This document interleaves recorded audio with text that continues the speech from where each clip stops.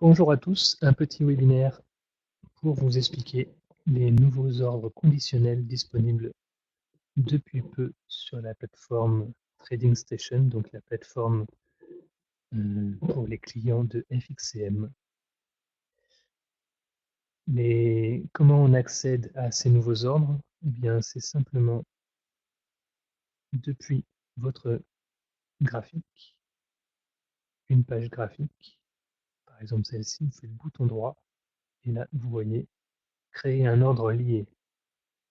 Voilà, c'est le panneau que je vous ai mis là. Créer un ordre lié, ça vous amène sur cette nouvelle fenêtre qui vous permet d'accéder à différents ordres conditionnels.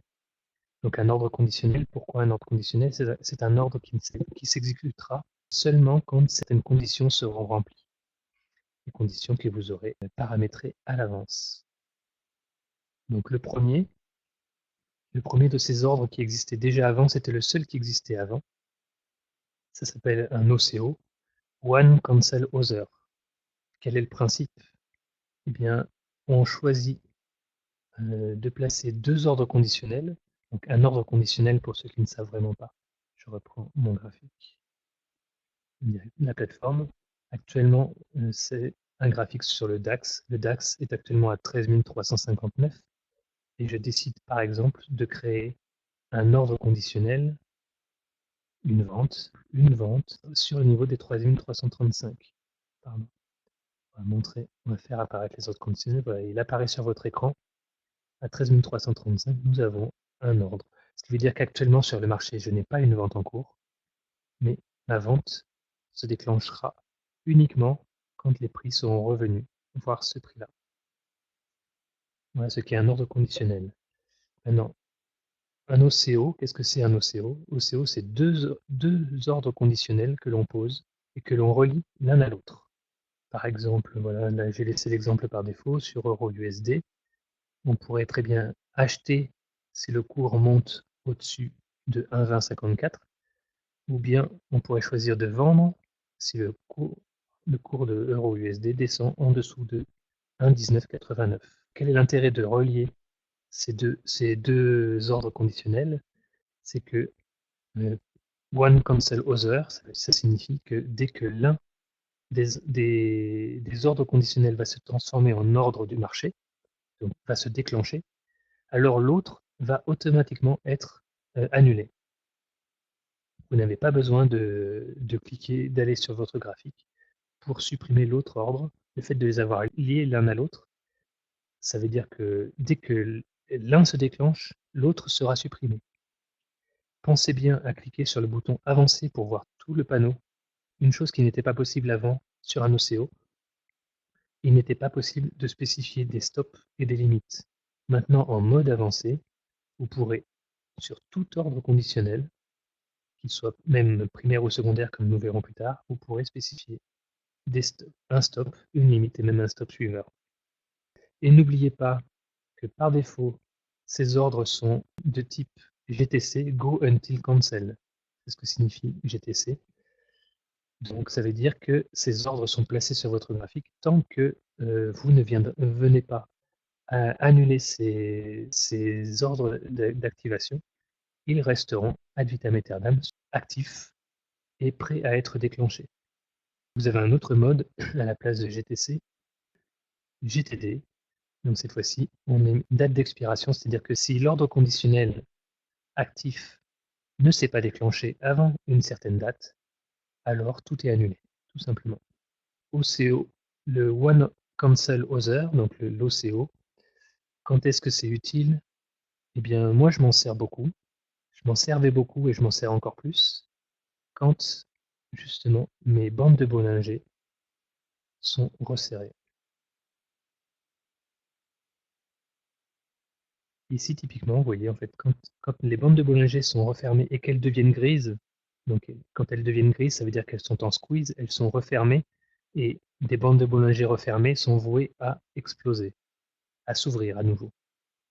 Voilà, par exemple, alors, donc ici, on va annuler cet ordre-là quand même, que j'avais placé pour le plaisir. Donc, quand vous arrivez en phase grise, Une méthode que l'on peut employer, c'est on sait que les bandes de Bollinger vont s'écarter, mais on ne sait pas dans quel sens à l'avance. Voilà. Est-ce qu'elles vont sortir, est-ce que les prix vont sortir par le haut, est-ce qu'ils vont sortir par le bas, je ne sais pas. Donc ce que je peux faire, par exemple, ici, c'est placer un OCO qui soit légèrement en dehors du range qui est formé par les bandes de par le passage en mode squeeze.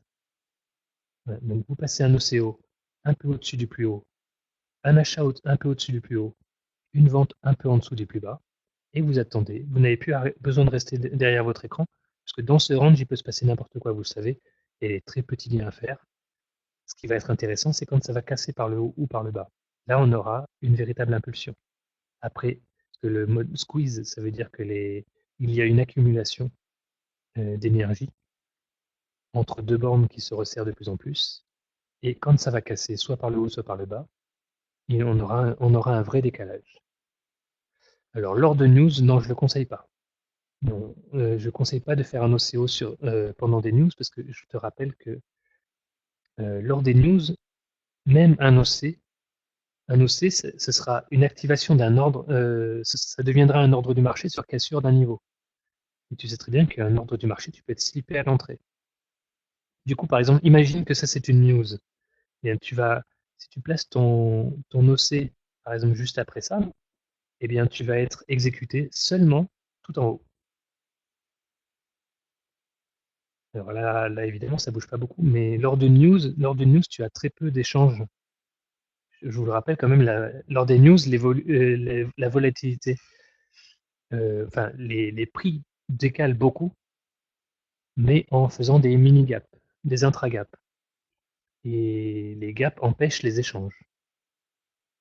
Donc, je te rappelle quand même que si tu veux faire que ton ordre d'achat s'exécute, ça veut dire qu'en face, il faut un ordre de vente. Pendant les news, il y a très peu d'ordres qui sont dans le carnet d'ordre, entre guillemets, parce que pour les indices, c'est pas vraiment un carnet d'ordre. Et, et du coup, tu vas être exécuté après, une fois qu'on aura trouvé quelqu'un qui voudra bien vendre. En général, tu trouveras donc au moment où ça se stabilise, donc tout en haut. Donc non pas pendant les news, pas pendant les news, mais dans la journée, tu vois, là, c'était pas du tout une news, c'était une soirée, d'accord. Si je reprends, voilà, nous avons un autre passage en mode squeeze qui après explose. C'était encore un soir. Donc là, je suis en 15 minutes, hein. Donc peut-être qu'en 15 minutes. Là, on a un passage après la pause de midi, 14h, 14h30. 14h30, on est ressorti de ce squeeze. Ici, c'est encore la nuit. Donc sur le 15 minutes, c'est surtout la nuit apparemment, ou le midi. Voilà. Le midi, une phase de pause. Et ensuite, derrière, on ne sait pas si on va sortir par le haut ou par le bas. Si tu n'as pas envie de réfléchir, si tu n'as pas envie d'analyser le marché, tu places un OCO qui borne ce range et tu attends. Quand tu entendras le petit bruitage que tu aimes bien quand un trade se déclenche ou encore mieux si tu poses le trade manager sur 5 points, quand tu entends que le trade manager te fait un encaissement partiel sur ton trade, mais tu reviens devant tes écrans et tu dis ah, de toute façon, j'ai gagné. Ouais, il y a 100% de chance de gagner. Les seuls cas où vous n'allez pas gagner, c'est s'il y a une fausse cassure qui n'atteint pas votre TP1 et qui tout de suite redescend, qui tout de suite réintègre votre range. Voilà, c'est les seuls cas de perte sur cette méthode.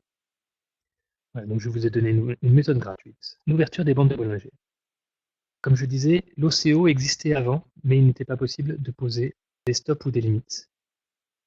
Maintenant, vous pouvez poser un stop et vous pouvez poser une limite. Si vous ne voulez pas trop perdre justement sur ce genre de trade, peut-être que vous positionnerez votre stop au milieu du range, à mi-chemin entre votre achat et votre vente. Voilà. Ensuite, un peu plus compliqué.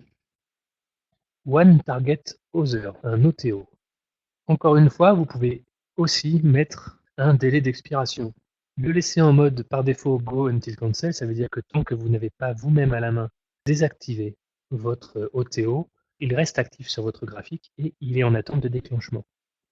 Vous pouvez le passer en GTD à la place de GTC et donc mettre une date de fin de validité. Autre chose importante dont je n'ai pas parlé, c'est que vous pouvez, alors sur l'OCO avant on est obligé de spécifier les deux ordres conditionnels sur la même paire.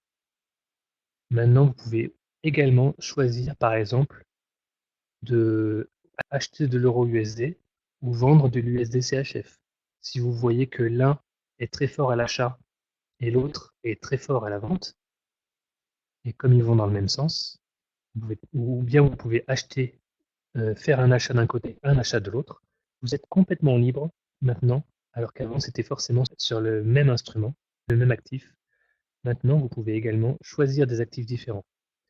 Par exemple, vous préférez acheter le DO, vendre le DAX, puisque le DO surperforme à l'achat, à la hausse, et le DAX surperforme à la baisse.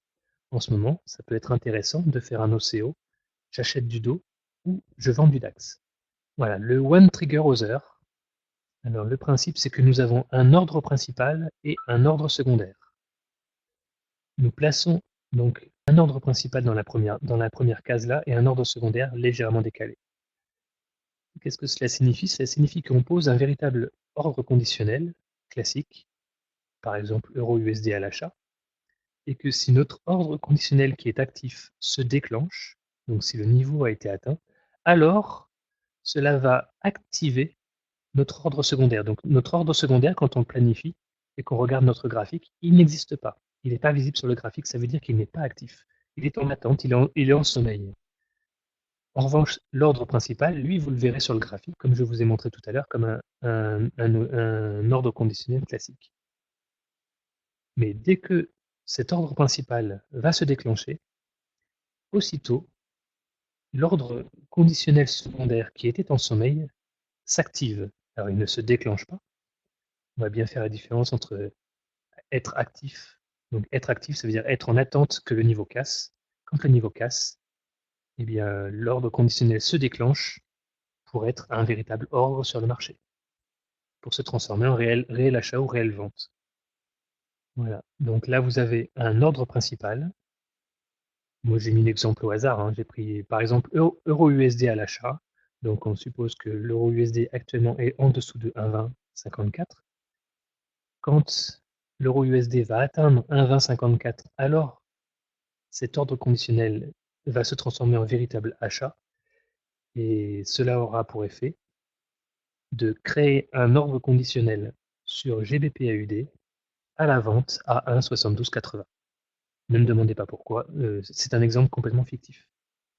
À quoi sert ce type d'ordre? Eh bien, ça peut servir justement dans les corrélations. Si vous avez deux actifs que vous savez corréler, et vous voyez qu'il y en a un qui est principal, qui guide un peu l'autre, par exemple les US qui, à une époque, guidaient le DAX, on pouvait dire, ah mais si je place un OC à l'achat sur le Dow Jones, et tant que, par exemple, au-dessus du plus haut, du dernier plus haut, tant que ce niveau n'est pas atteint, je n'ai pas envie d'acheter le DAX, parce que le DAX, il a tendance à vouloir baisser rapidement. En revanche, voilà, si le Dow Jones fait un nouveau plus haut et donc que mon achat conditionnel se transforme en véritable achat, alors je veux bien poser un ordre conditionnel sur le DAX, sur les derniers plus hauts. C'est un exemple, hein. Voilà, j'avoue que le One Trigger Other, je m'en sers beaucoup moins que le One Cancel Other. Voilà pour ce type d'ordre. Alors vous avez ensuite un mix des deux, le Otoko, ce n'est pas du chinois, c'est un One Trigger et en ordre secondaire, vous mettez un OCO. Donc, un One Trigger, un ensemble One Cancel Other. Donc, le principe, c'est qu'on place un ordre principal comme pour l'OTO et que l'ordre secondaire, ce n'est pas un OC classique, mais c'est un OCO. L'ordre principal est actif, celui-là, il est actif sur le graphique, il est en attente de déclenchement. Dès que l'ordre principal sera déclenché, alors vous verrez apparaître sur votre graphique l'OCO qui sera à son tour activé. Puis ensuite, quand l'un des deux ordres conditionnels se déclenchera, l'autre s'annulera. Voilà, donc là, par contre, j'ai laissé les valeurs par défaut, parce que bon, il y a des valeurs identiques ou pas, je sais pas, c'est pas important. Je vous avoue que d'un point de vue utilité, j'en ai pas trouvé. Puisque quand j'ai un ordre principal qui se déclenche, ça veut dire en général que j'ai une tendance, en tout cas ce qui me concerne, quand je place un OC et euh, qu'il se déclenche en véritable ordre sur le marché, ça veut dire normalement que j'ai une tendance qui vient de se confirmer. Or, le One Cancel Other, je m'en sers justement quand je n'ai pas de tendance, quand ma tendance vient de se terminer. Alors, le plusieurs TP, on le verra tout à l'heure. Oui, alors le problème, c'est que ça crée un véritable ordre. J'ai pensé aussi ouais, à la pyramide, mais la pyramide, ce sera plutôt le OTO, justement. Le One Trigger Other, oui, ça peut être une pyramide. Mais après, ça peut être du renfort, le One Trigger Other, parce que tu peux avoir, parce que là, j'ai mis un exemple où la paire est différente, mais la paire peut être identique. Maintenant, quand tu places un OC l'un au-dessus de l'autre, tous les deux à l'achat, t'as pas besoin du One Trigger Other parce que, évidemment, on va d'abord déclencher celui qui est en dessous. Si jamais tu poses, je te mets un graphique, s'il veut bien m'ouvrir un graphique. Bon, d'accord, celui-là, c'est pas grave. Voilà, si je place, par exemple, on est ici, on se dit, allez, ça va monter. J'en sais rien du tout, hein. Ce n'est pas du tout un conseil de trading. Et qu'on place un One Trigger Other avec un niveau là et un niveau là, tu comprends bien que les deux sont à l'achat. Évidemment qu'on va d'abord déclencher cet OC-là avant de déclencher cet OC-là. Donc le One Trigger Other n'a aucun intérêt, autant placer deux OC. Il n'y a pas d'intérêt de ne pas voir cet OC-là tant qu'on n'a pas vu celui-là, parce qu'évidemment, tant qu'on n'a pas déclenché celui-là, à part avoir quelque chose de plus propre sur ton graphique, mais non. Alors du coup, le One Trigger OCO, pour l'instant, j'en ai pas vu l'utilité. Mais bon, ça existe. Il était important de le voir.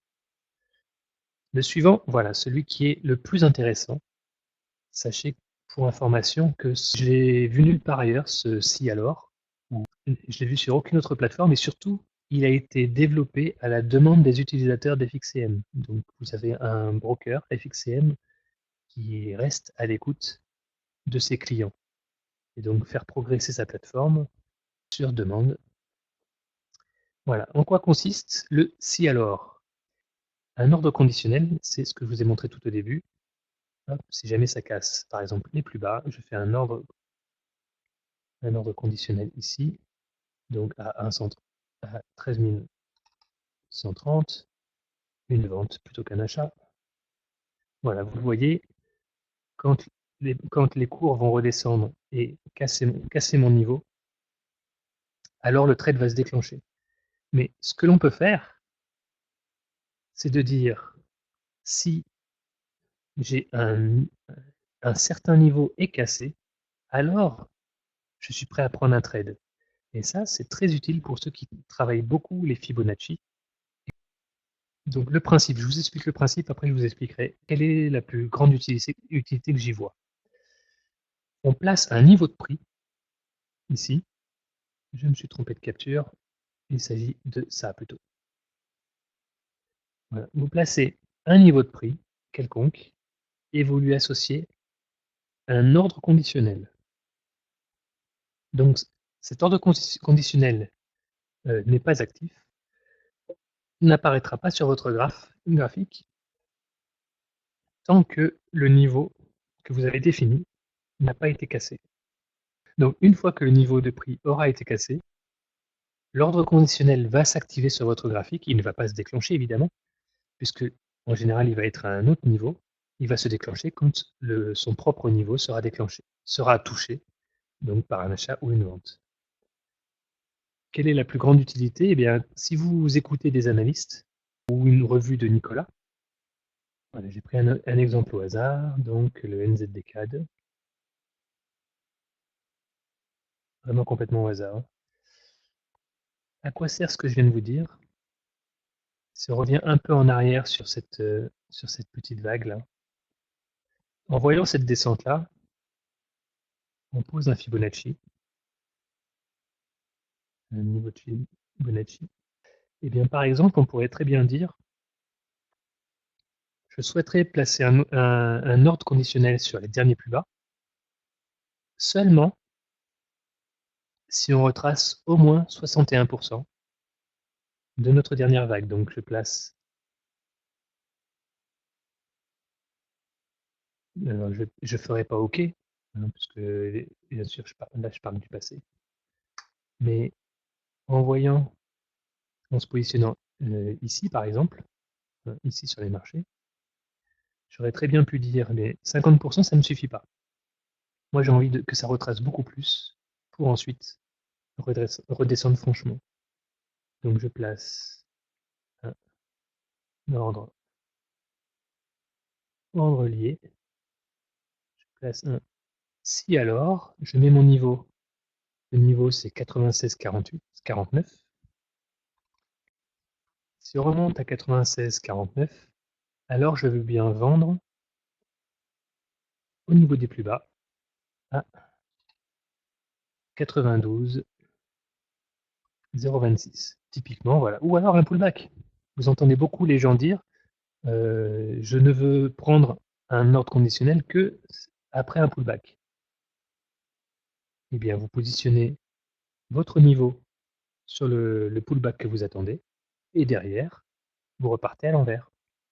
J'attends que ça remonte assez avant de payer, avant de vendre correctement ce niveau. Parce que, et là, donc voilà, vous avez, quand ça casse un niveau, alors je veux bien que l'OC arrive. Parce que ce que vous voulez pas, tromper en vous disant, ah mais peut-être que, cette vague baissière n'est pas finie. Et donc que ça cassera plus bas, mais à peine plus bas. En revanche, si jamais ça revient sur les 61,8 et qu'ensuite ça redescend, alors là vous savez que vous êtes dans une vague 3 et vous savez que le potentiel est énorme. Voilà. Donc vous ne vouliez pas poser un OC sur les derniers plus bas parce que vous ne connaissiez pas encore la perspective. Ça pouvait très bien finir le mouvement ici et s'arrêter à peine plus bas.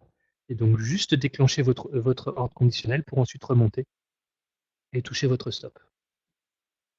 Là, vous attendez un bon retracement suffisant. Et une fois qu'on a atteint le retracement suffisant, ça confirme que la première vague baissière était bien finie. Et la prochaine fois qu'on va baisser pour casser ces niveaux-là, on sera dans une vague 3 et on ira et on aura un gros potentiel.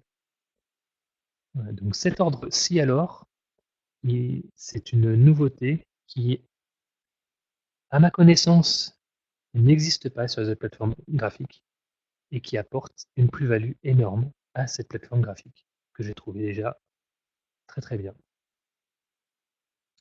Voilà pour cet ordre-là. Et ensuite, donc il y a le si à l'heure OCO. Peut-être, alors si lui, il peut avoir une utilité, contrairement au One Trigger OCO, parce que cette fois-ci, votre seuil, ça peut être un retour dans une zone. Vous prenez une zone de Rodolphe et vous dites, si jamais on atteint, par exemple, hein, si jamais on atteint le milieu de la zone de Rodolphe, alors je pose un OCO avec un achat au-dessus si on casse au-dessus de la zone et une vente si on casse en dessous de la zone. C'est un exemple d'utilité du si alors OCO. Et j'en ai fini. Sachez que voilà, pour chacun de ces nouveaux ordres conditionnels, vous pouvez à chaque fois spécifier un stop et un TP. Bien sûr, si vous utilisez en plus le Trade Manager gérera le trade qui a été activé ou les trades qui ont été déclenchés, pardon. Il gérera les trades au moment où ils se déclenchent. Vous pouvez spécifier les TP intermédiaires grâce au Trade Manager. J'en ai fini avec cette vidéo. Je vous remercie et je coupe l'enregistrement.